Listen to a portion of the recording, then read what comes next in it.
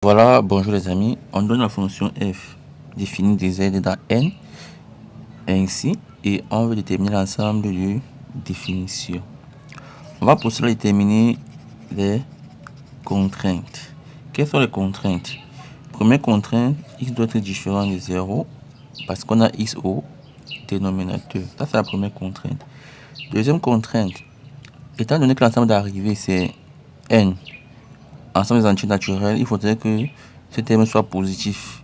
Et comme j'ai moins 3, il faudrait que x soit négatif. C'est la deuxième contrainte.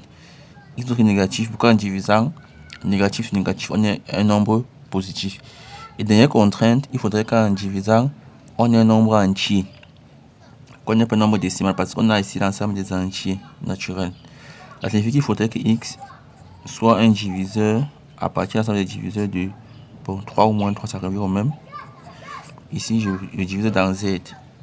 Il faudrait que x soit un diviseur de 3 ou de moins 3. Dans tous les cas, on a la contrainte négative ici.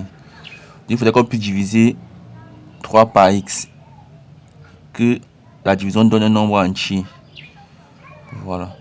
C'est qui nous donne encore quoi? Bon, ici, différent de 0 et négatif, ça veut encore dire strictement négatif. Et ici, ça signifie que x appartient. Quels sont les diviseurs de 3? Les diviseurs dans z, on a moins 1, on a 1, on a 3, on a moins 3. On disait tantôt, il faudrait qu'en divisant, on ait un entier. Par exemple, en divisant par moins 3 ou par 3, on a un entier, par moins 1, par 1, ainsi de suite. Non. Et comme, pour résumer ces deux contraintes, on peut simplement dire que x appartient à l'ensemble. Tu veux prendre les nombres négatifs de cet ensemble, c'est-à-dire moins 1, moins 3. Donc, je vais éliminer les valeurs positives qui ne vérifient pas cette contrainte. Et ceci me donne le df. Donc, cet ensemble-ci est égal au df, c'est-à-dire moins 1, moins 3. Voici notre df, ensemble de définition. Vous pouvez me contacter sur WhatsApp ou par mail à ces adresses.